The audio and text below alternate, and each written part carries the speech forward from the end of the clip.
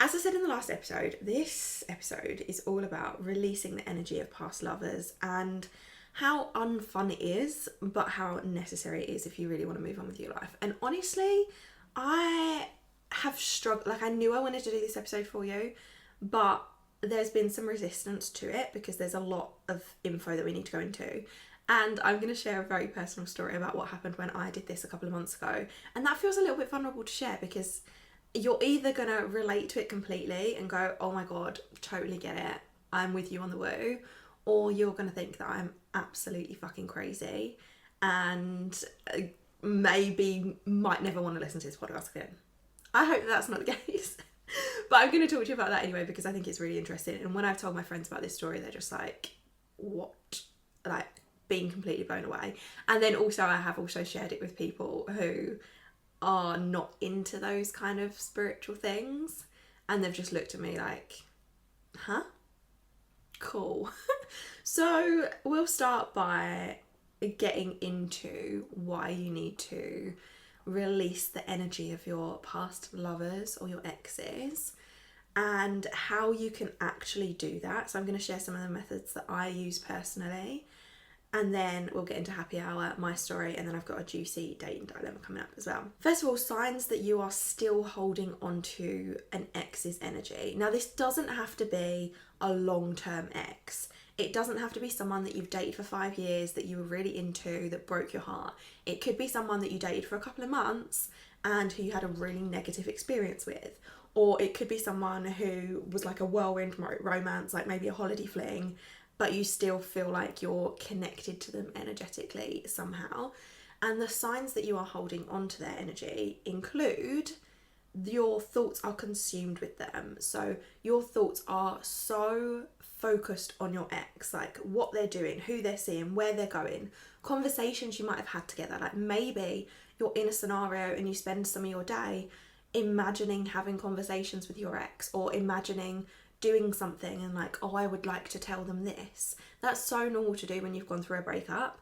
And I know for me, with my ex, there was a few occasions where I did something new. Like when I was with him, absolutely hated peanut butter, could not even bear the smell of peanut butter.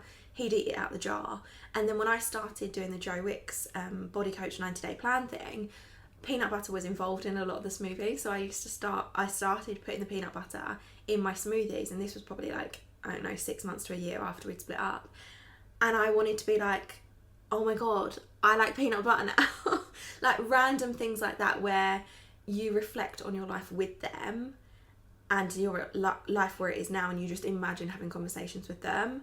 If more of your thoughts are focused on them and your thoughts are almost like consumed with them, you're still holding on to their energy, and you've got to let it go, because you are never going to move on when you are still focusing on them, what they might have liked. Or like the next one, you make decisions based on what they'd have told you to do or what they would have liked.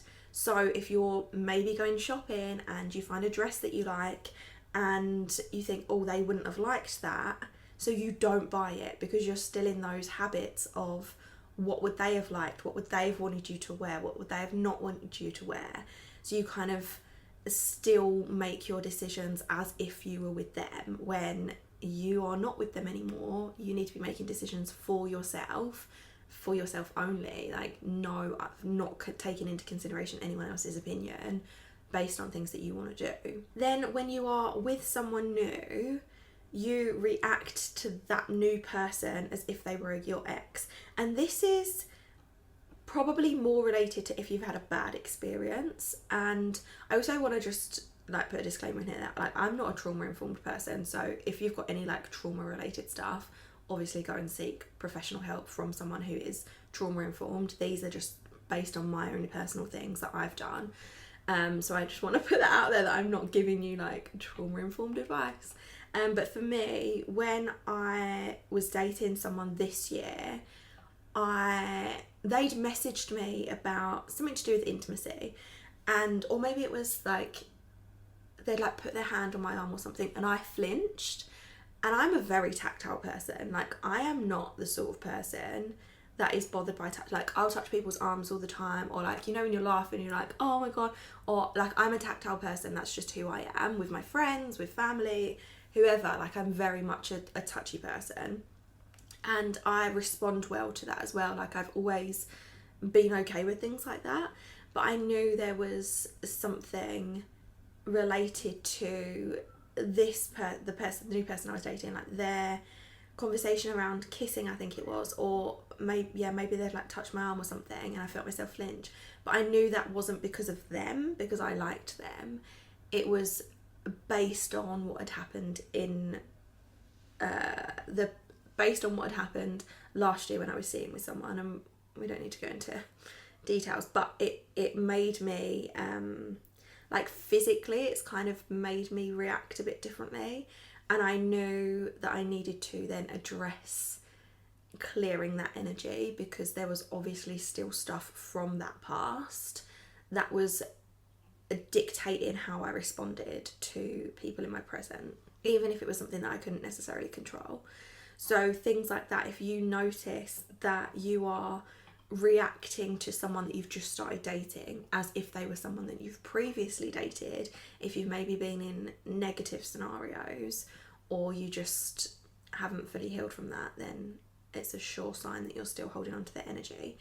Another one is that you struggle to be present on dates with the new person you're seeing because you're constantly thinking about your ex. And I've done this so many times where I've been on a date and the conversation hasn't flowed, or the chemistry hasn't been there, or there's been no flirting, or I haven't liked the way that they've dressed, and I'll be like, oh well, he would have never dressed like that. Like, I liked the way that my ex dressed. There was never a moment where I went out with my ex and I was like ashamed to be seen with him because of the way that he dressed, or I was a bit like, oh, I hope I don't bump into anyone because of the way that he dressed. Like, he made an effort, I really liked that. Whereas I have found myself judging people for the way that they dress and comparing it to my ex. Or if I've been on a date with someone and I've been sat there and it's been a shit date, then I'll be like, oh, this isn't as good as him. And you kind of get stuck in that narrative of like, no one's ever going to match up to that person.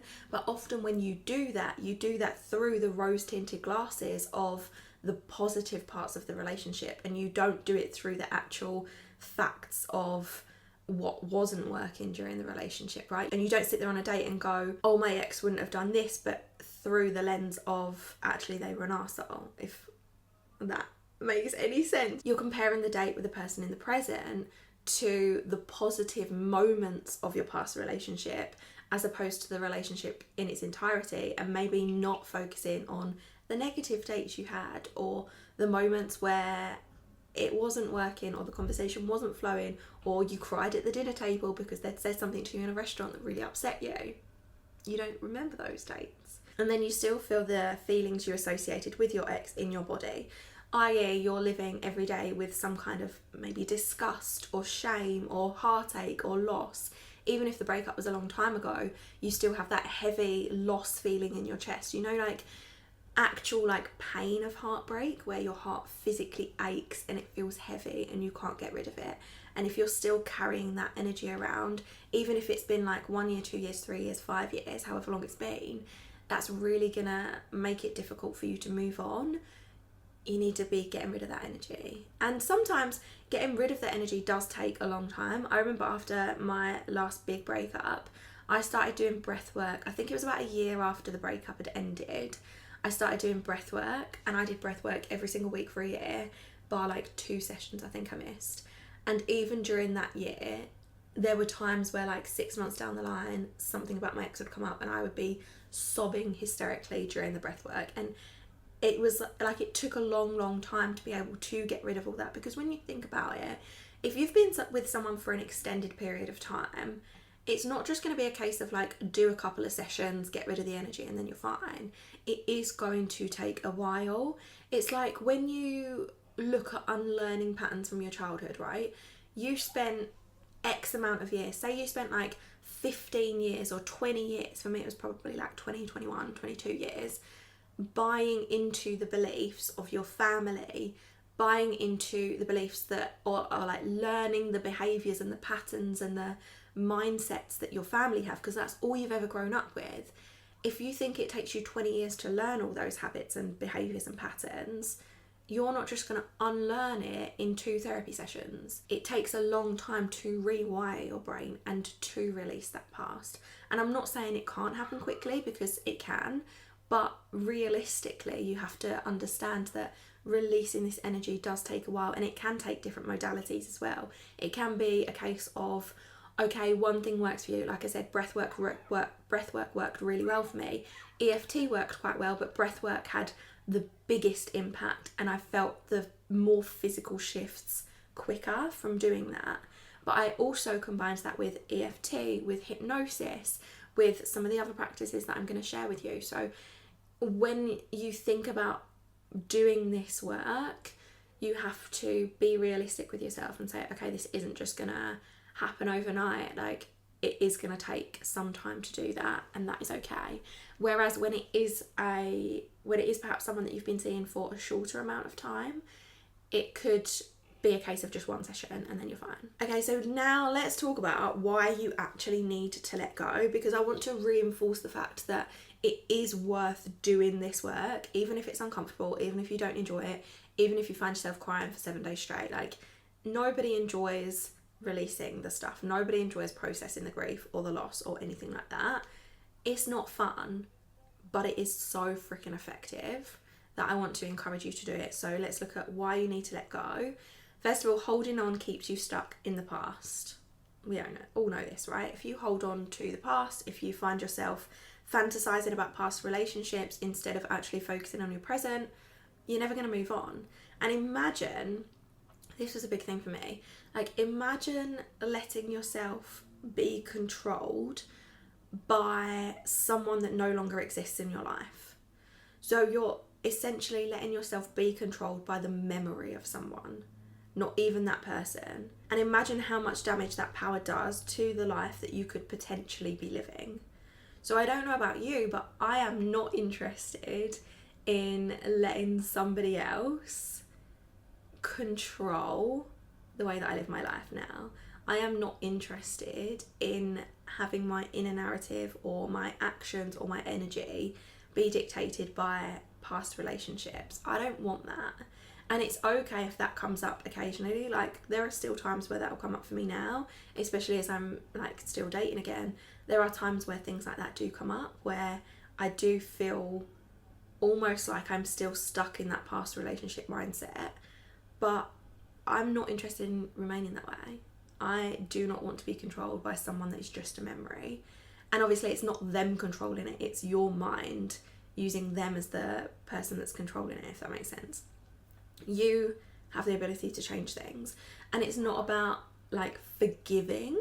You don't have to forgive the way that you were treated, you don't have to forget the way that you were treated, but you can let go of that, and you can forgive yourself for maybe being in that relationship or whatever it is that you need to forgive yourself.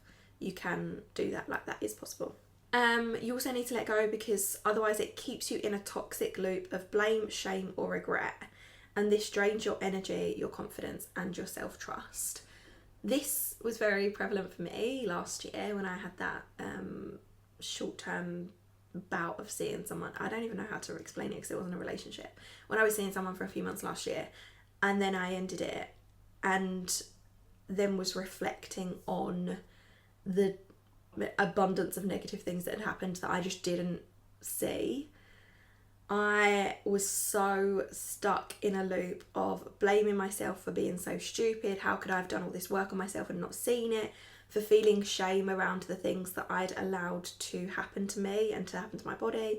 Was not happy about it at all, and just so much regret that I didn't walk away sooner, even though my intuition was like screaming at me. I'd done the whole like, I will give him a chance, even though there were things that I didn't like instantly.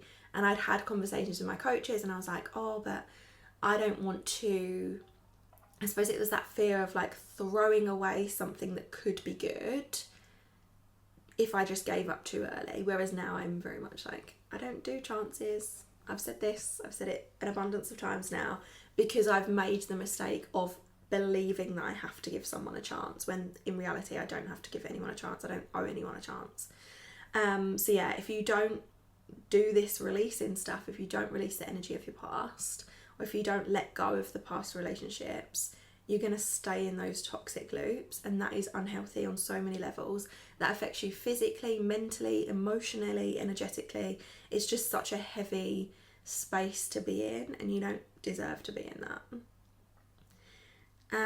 Judging them based on your ex's standards is bad regardless of your ex. So this is another reason that you need to let go, is to make sure that you are not judging someone that you are seeing based on your ex. So let me explain that more. If they were a good ex, so if they were a partner that you were in love with, and then the relationship was just a mutual ending for whatever reason, you chose to go your separate ways, or if you were maybe blindsided by a breakup, but they weren't a terrible person, like they'd just made a decision based on what was best for them in their life, and unfortunately you were the collateral damage. If you kind of remember that relationship as a good relationship, or them as a good ex, and you're trapped in that rose-tinted glasses fantasy, the new person that you're dating won't be seen as good enough because they're not that ex that you're pining after. So that's not fair on the new person that you're dating, because then anybody that comes into your life is always going to be measured up to the person that you were in love with, right? And that's not fair on them, because they're not your ex. They're never going to be your ex. Like, they deserve to be judged for who they are as a person, not who you want them to be based on who you dated previously. And if it was a bad ex, so maybe something negative happened, maybe they were a narcissist, maybe they treated you badly, maybe they blindsided you with an abundance of red flags, like maybe they were just somebody who wasn't very nice to you, and you don't look back on their relationship through the rose-tinted glasses, but you look back on that relationship with shame of, oh my God, I can't believe I ended up in that situation. Then you might start seeing someone and think, oh my God, this new person is amazing. However, they only seem like they're an amazing person because they are better than the person that treated you really badly. So there's no real connection. You're not attracted to them. You don't feel like you've got that connection with them. The only thing you like is the fact that they are treating you better than the last person did. And then you end up settling with that person because you're scared of meeting a bad one again. So it's almost like you settle for the good guy, even though he's not the guy you're into, because you don't want history to repeat itself again. But in settling, as we talk about all the time, that's not good for anyone, because you've settled with someone that you don't actually want to be with. You just don't want to be alone or with a bad person again. And it's not good for that person, because then the only reason you're with them is because they're like good, not because you actually like them or want to be with them or are attracted to them or love them. Do you know what's annoying? Like, I get so much shit from men who tell me that my standards are too high, and they get cross when I haven't settled for someone. They get cross when I haven't stayed with a good guy, or when I've stopped seeing someone who I've been on a few dates with who was nice but I'm just not that into. I get so much stick from men for doing that. But I don't think it would be fair to date a man just because he's better than someone else when you are not into him. And I don't understand this. I don't understand why a man would rather I settled with them, knowing full well I wasn't attracted to them, didn't really want to be with them, liked a few of their qualities but weren't that into them. Why would a man want that? Why would a man want a woman who isn't that into them and who's with them just because they're not as bad as their narcissistic ex? It makes absolutely zero sense to me. I want to be with someone who wants to be with me because they like me, because they enjoy my company, because we have good conversation, because whatever, because they want to build a life with me. I don't want to be with someone who's with me just because I'm nicer than their ex was. Nah, that's not a reason to spend your life with someone. So yeah, you need to let go, because otherwise you are going to judge every person you meet in the future based on your ex, and that's just not good in any way, shape or form. There is no scenario where that is a positive thing. And then lastly, you block yourself from the relationship you deserve if you're energetically still connected to your ex. So You got to cut those cords, you got to release that energy, because otherwise that relationship that you are dreaming about, that relationship you are trying to manifest, that relationship that you fucking deserve is never going to be yours if you are so tied up in the energy and in your history with your ex. You've got to let it go to actually be able to meet the person that you always deserve to be with. Okay, so when should you do it? When should you do all this energy clearing work? Honestly, like immediately, like after a breakup, as you're going through a breakup, do it. And also, when you notice thoughts of them are consuming you and it's impacting your desire to move on, when you realise it's impacting new connections or potential connections with people that you're dating, when you're ready to date again and move on, and when you're still feeling energetically connected to them and you know it's ruining your future. I did so much of this releasing work after my last big breakup. I spent a couple of years doing it in various different formats, and then last year, after that short-term thing of seeing that guy for a couple of months, I did a little bit, but not really a lot, because I didn't really think that there was anything too clear. And then what with Grandad being so ill and then being in and out of hospital and then him dying, like I didn't have the time or space or energy to actually focus on those things. So it was only when I started dating again this year that I realised there was shit that I needed to clear. And when I noticed that there was shit that needed to clear, I dealt with it immediately. So as soon as you know there is something not right, or there is something that feels off, or you know that there's something still, those thoughts are still consuming you, you're thinking about them quite regularly, or there's just something, maybe you've been dating again for a little while and you're just not clicking with anyone, maybe then it's a chance to go back and clear the past energy. Because if you're still holding on to ex energy, then it's going to stop you from being able to connect with other people, whether, as I said before, whether it's a good ex or a bad ex.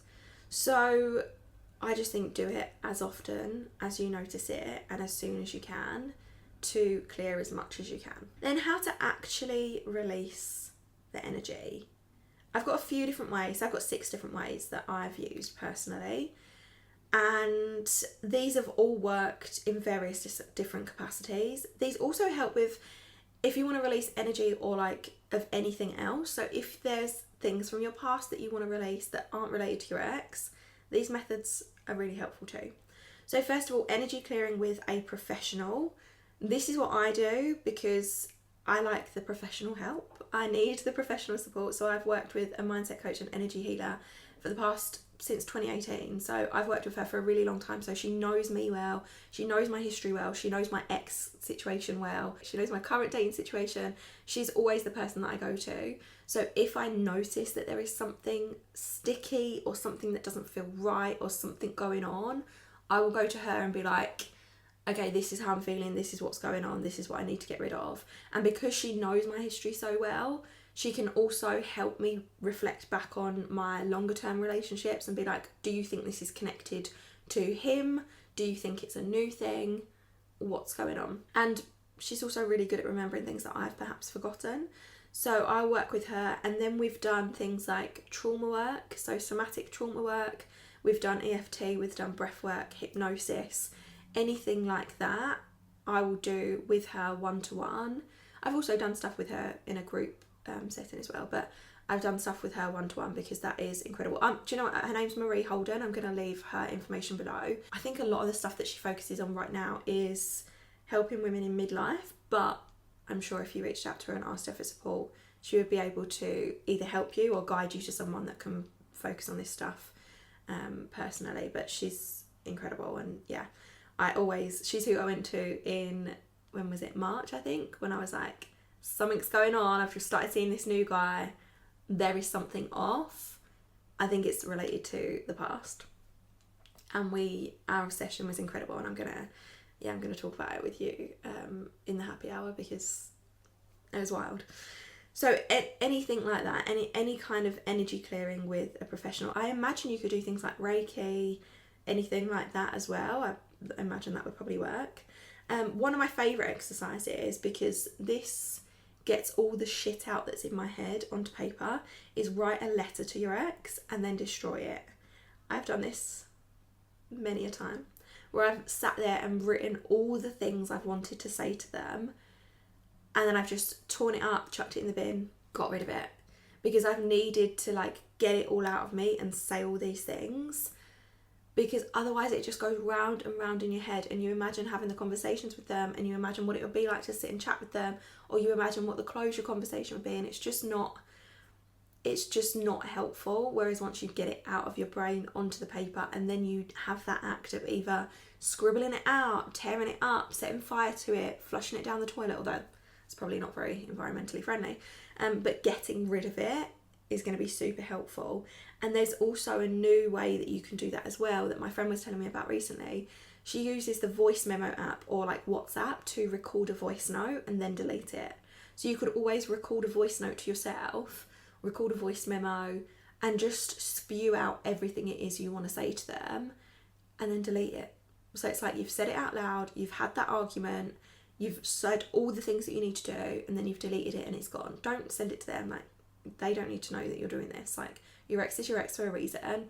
We're not communicating with them anymore. We're getting it out for our own benefits. This isn't to benefit them. This isn't to make them feel guilty. This isn't to try and manipulate a way for them to come back in your life. This is about you just getting rid of all the things that you want to say to them. Very, very effective. EFT tapping is another energetic healing modality where you tap on certain points of your body to like shift the energy. So you tap on the hand, your head, side of the face, here, wherever it is, I think here, there, and you do all this, you do like a tapping routine as you repeat what's called a script. So you start off kind of acknowledging where you are, acknowledging the fact that you still love yourself. You talk through the negative things, so how you're feeling, why you're feeling that way, how you don't want to feel anymore, what you want to achieve, and then you talk into like the positive things. So I'm releasing the energy from my past relationships, I'm getting over my ex, I'm choosing to move on, I'm choosing to let this go, whatever it is. And I find it really helpful doing this with someone, so like with a professional. Like I usually do this with Marie. However, there's also an abundance of videos. I feel like I've said abundance a lot today. However, there's also a ton of videos that you can watch for free on YouTube that will help you, take you through this process of the EFT tapping. I will have a little look and I'll see if there are any that really stand out to me that I can possibly link you to, or I'll just link you to a couple of channels, like EFT channels, that can help you so that you can kind of understand what that is, and then you can maybe take yourself through your own script as well. Breathwork, as I mentioned before, is the biggest, like that for me is the biggest energetic release possible. I don't know what it is about breathwork, but it just has been an absolute game changer for me. And I do I don't know what it's called. It's a special technique. It's a special breathwork technique where you lay down and you do 2 breaths in and 1 breath out. And it's quite intense, and it goes for like it goes for about an hour normally. So you have 30 minutes of what's called active breathing, where you do those 2 breaths in, 1 breath out.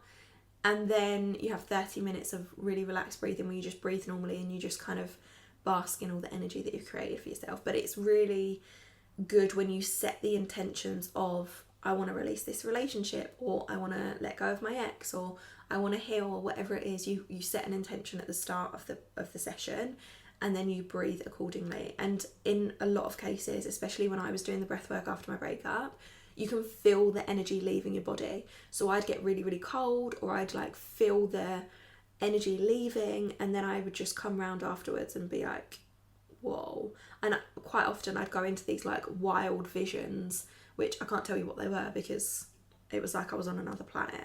Although there was this one time afterwards where I saw like this big phoenix like rising from the ashes, which was cool as fuck. And I've seen like colours, and you see like visions, and yeah, it's pretty wild. I also cry a lot. It's quite often that I will cry during a breathwork session, and I don't mean just like a couple of tears. I mean like hysterical, sobbing, snotty, uncontrollable. And sometimes I need the breathwork to allow that emotion to come out. I've been doing, I've done it a little bit. I think maybe like 2 sessions since my nan and granddad died, and I had the same where like I couldn't let the grief out because I didn't want to experience it. I didn't want to feel it. So I made myself do breath work because I knew that was the only way I was going to like get it out. But it's, yeah, really good for releasing that and just for making you feel good. I've also just joined something called the Breath Channel, I think. I think that's the name of it, where they've got much shorter breathwork practices, and they're all different breathwork styles. So it's not the breathwork that I'm used to, but they're very much like short, like maybe the longest one I've seen is like 12 minutes, and that's for so many different things. But I'm pretty sure they've got like cord cutting, releasing anger, releasing tension, anything like that. So I'll also link that for you in the show notes, so you can go and check that out. I don't know if there's anything specific about getting rid of an ex, but there are practices for releasing anger and tension and grief, I think. So it might be worth looking into that. Then you could do a cord cutting meditation. I like to listen to guided meditations because I find that I concentrate better with guided meditations. But you essentially just get yourself into a relaxed state and imagine yourself being connected to your ex by like cords. So there's these cords that are connecting you, and then you imagine cutting them. So you're literally like cutting away the energetic ties that keep you connected to your ex. And actually, part of the work that I did with Marie in my last session was cord cutting, but she said it's something that she's never experienced in all her years of doing this work. So that was really weird because she couldn't quite cut the cords for me, but I'll tell you about that in a moment. So yeah, there's all those ways that you can actually release the stuff. A lot of it is stuff that you can do with a professional, but also things like the EFT tapping, cord cutting meditation, the writing the letter, and the voice memoing, like, and then deleting it. You can do those things on your own. You don't have to be with a professional to do that. And you could also maybe like visualize yourself moving on from your ex. Like even if you visualize like a closure conversation, letting them go, like washing your hands, that's it, they're gone. Anything like that you can do by yourself to release the past. And yeah, I hope this section has been helpful. I would love to hear from you. Either leave me a comment if you're watching on YouTube or send me a message. Actually, maybe email me because I'm taking a break from social media at the moment. So maybe email hello@RebeccaLucyH.com. Or, wait, did I set up a new podcast email? Wait, I think I set up a new email address for the podcast. The Date with Confidence podcast@gmail.com. Maybe email that. Or just fill out the contribute form. However, contact me in some way to let me know if this was helpful for you. Or you can always leave a review on iTunes to tell me what you think. That would be really helpful. But I hope this has kind of made you think about letting go of the past, like why you should and actually how to do it. And if you try any of those exercises, I'd be really interested in hearing from you how they helped you, because I know they had a really significant impact on me. So hopefully that's helped you too. Now, moving on to the happy hour part of the show. Okay, so it's time for happy hour, and this episode of the Date with Confidence podcast is unofficially sponsored by Kenko's Iced Hot Salted Caramel Latte sachets, because I'm just absolutely fucking exhausted. So today we've got these little sachets. I am obsessed with these. Like I literally drink 2 of these a day. It's 2 at a time. It's 2 a day at the moment, but we're gonna try and work our way back down to 1 because I just think they're so good. Like, look how nice that looks. It saves me going out for a coffee. This is salted caramel flavour, but also the vanilla one is my favourite.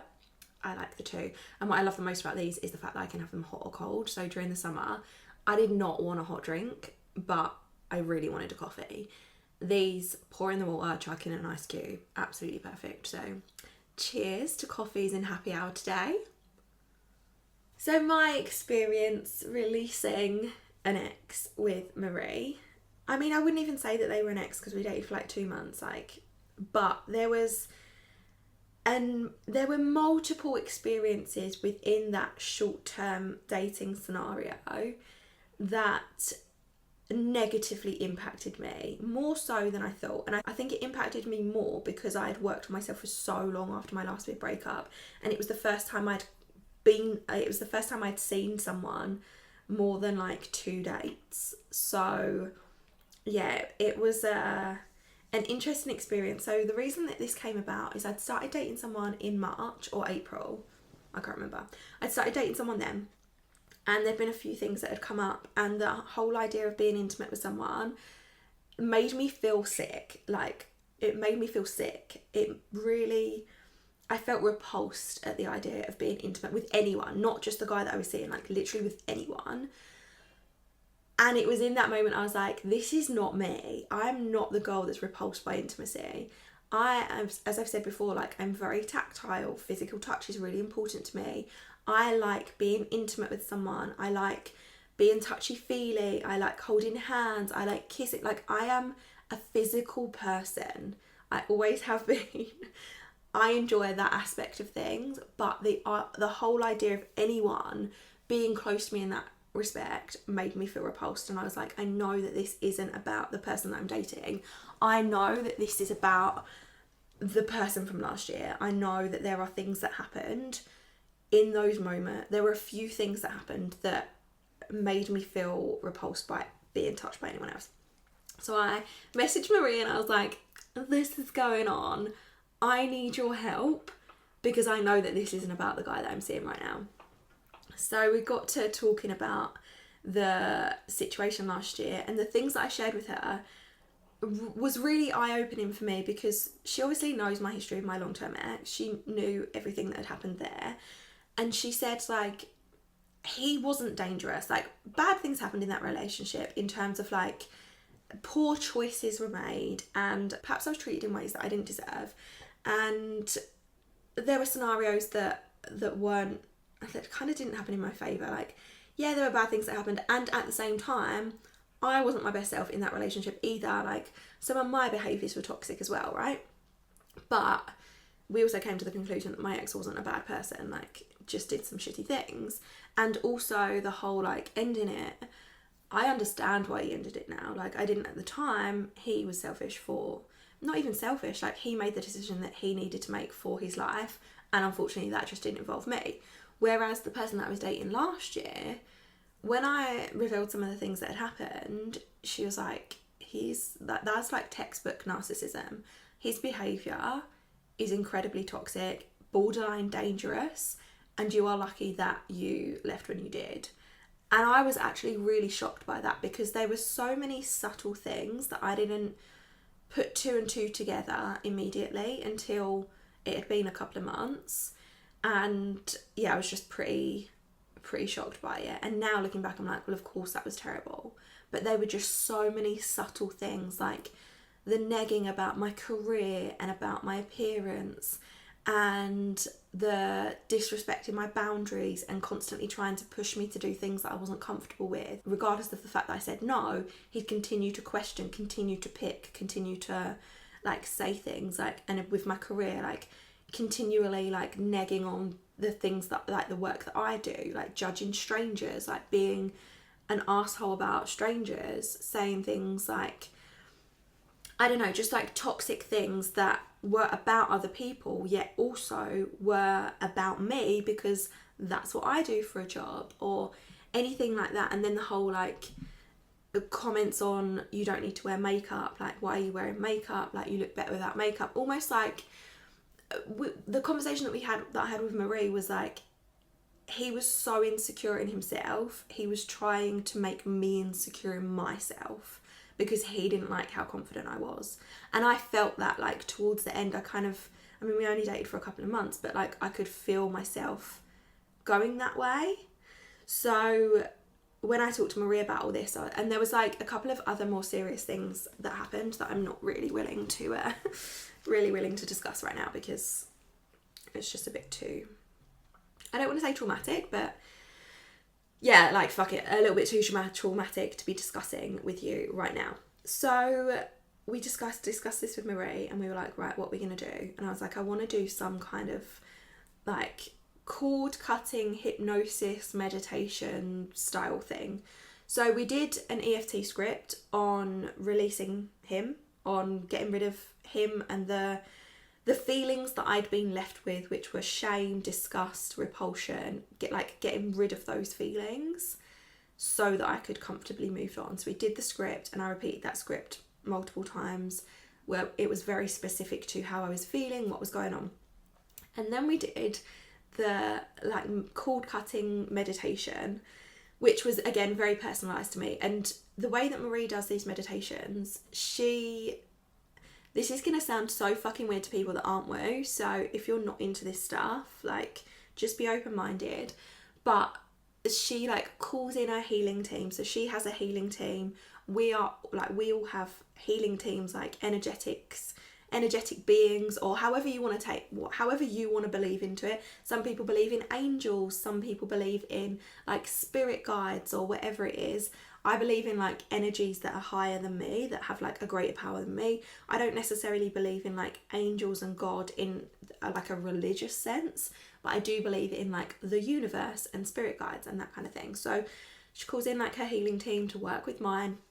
And the whole thing is like, I just lay down, like I do fuck all. I just lay down, breathe, close my eyes and relax to like a music that she's playing. And then she'll say like, think of this thing or whatever. And then she'll do all the work around. And the work that she was doing on me, she said she was trying to do the cord cutting meditation. And this is what's really interesting. So before I went into this call, I had a problem with my throat for a year. So since I'd ended things with this guy, I'd had tonsillitis 3 times, I'd had a cough repeatedly, and I'd felt like I was being like suffocated almost, or like strangled. Like I just had problems with my throat.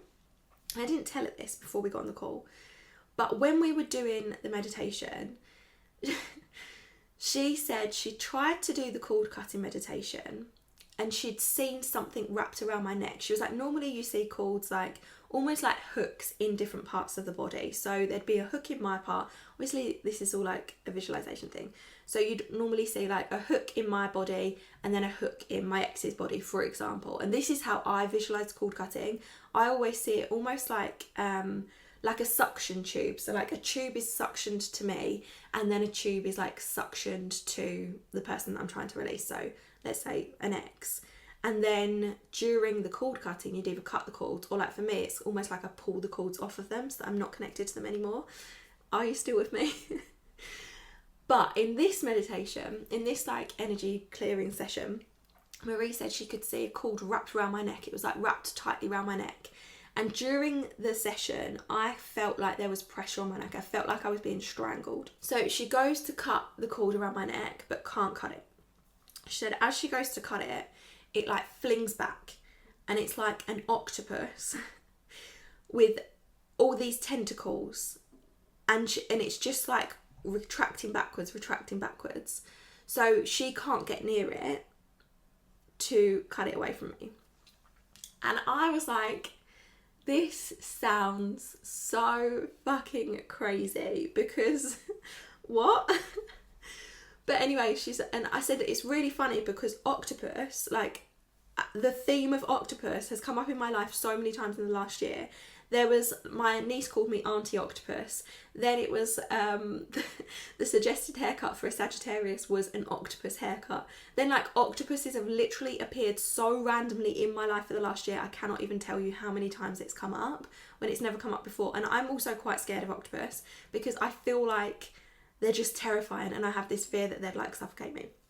Anyway, so she tells me about this octopus that won't leave me alone. And it's like every time I try and, almost like every time I like try and go away, it like grabs me by the throat and gets hold of me again, but I can't get rid of it. So this is what she talks about, and I'm like, oh my God, that is how I feel. Like every time I feel like I'm over this, or like not even over it, but every time I feel like I'm moving on or it's not an issue anymore, he fucking appears out of the blue. He's been stalking me for the last year. He messages me on WhatsApp, or then he messaged me on Facebook Messenger, or then he messaged me. And then I blocked him on these channels. I didn't answer any of the messages, blocked him on the channels, and then he found me on Telegram, blocked him on there, and it's like he just keeps appearing saying, oh, I know I shouldn't be speaking to you, but blah, blah, blah, or oh, I've been thinking of you, or oh, I had a dream about you. And I'm like, leave me the fuck alone. And it's the same with this whole energetic idea of this octopus that won't leave me alone, that keeps clinging onto me, that I can't remove, because every time I try and remove it, it just flies away and then it pings back. So anyways, had that session, and then she said what she did was like put a wall up of warriors. I know that me saying it out loud to you now, I know how this sounds, but I'm so into this stuff. I fully believe into it. This is like, I love this stuff. I'm obsessed, and I feel like it's so true to me. So anyway, she's put up a wall of warriors, so he actually can't get in anymore. But then I said to her after the session, so the next day, during the session I can feel the strangulation, but then it goes. The next day, I don't cough for over 24 hours. And I had a cough continuously for a good 6 months. And then all of a sudden, I don't cough for over 24 hours. I feel lighter. I feel like the lump in my throat is no longer there and it's gone. And I just feel this immense sense of freedom, of release, of, I don't know, I just no longer feel like I'm being suffocated, because that's how it felt. I felt like this suffocation of the past. And she said to me when we was doing this work, she was like, I feel this really dark, sinister energy. And I was like, that's exactly how it feels. She was like, this was like dangerous. This was like a really sinister energy and actually quite a dangerous person. So it's lucky that you left. And the thing is with this, like, I feel like people like that don't think that they're dangerous, but when you look at all the little things that they're doing, they're not even aware of it. Like the boundary overstepping, the negging, the putting you down, the trying to make you insecure, the overstepping your boundaries, the repeatedly ignoring the no, all those things that, like, yeah, it was insane. And since then, since I had that session, things have been so different. I have felt so different. And I've done the meditation a few times because, like, Marie gave me the recording of the meditation. So I've done it a few times, and each time I feel that, like, release again. I feel that lightness. So it was wild. It was absolutely wild to have done that. And yeah, some of my friends were like, oh my God, that's so intense. Others just looked at me with a blank face and were like, what are you on? Are you high? I was not high. But yeah, it was pretty incredible. So I would recommend things like that to absolutely anyone. But obviously you don't have to go as deep as that, especially if it's not something that you really believe in. You can just do the other things that I talked about to help you release the past as well. So yeah, lots of fun. We are going to skip the Hinge Cringe and Swipe Right Spotlight this week because I am not organised enough to have got that done. I had a long weekend, and obviously you know that this episode is going out so much later than it normally does. We're skipping over those, and we are diving straight into your dating dilemmas because I've got a really good one from Alex. So I asked in my Instagram stories the other week if anyone's got a dilemma. So Alex said, the guy I've seen for 6 months says all the right things, wants a relationship, wants to keep dating, but he says he's struggling with his mental health and time management. But then on times I could meet him, he's often at the pub with his mates. We see each other every 2 weeks and live 20 minutes away. As a background, I was in a 14-year relationship and my husband left last year. It feels so hard to let go of this new one when he says the right things, and I feel like we've had nice times, but equally I know I am not being valued. This is so common, I feel like. I feel like so many of us have experienced this, where we've come out of a long-term relationship and we've started seeing someone new, and because it's new and it's not our ex, we kind of want to hold on to it almost. Because it's that proof that, okay, somebody else does want me after my ex. We have that validation of we're not going to be alone for the rest of our lives. But then this next relationship just isn't it either, right? So he says all the right things. That's great. But there is a difference between saying the right things and doing the right things. And anybody can say the right things. And I am such a strong believer of the whole concept of if he wanted to, he would. If he really wanted to see you, he would make more of an effort than every 2 weeks. And I also, like, I understand people have problems with their mental health and with time management. Maybe not so much with time management. Like, I'm not going to worry about that right now. Like, but the mental health thing, it's okay for other people to be struggling with their mental health. It's okay for people to be going through things. And at the same time, I don't think it's fair to date if you're going through a period where your mental health is needing extra support.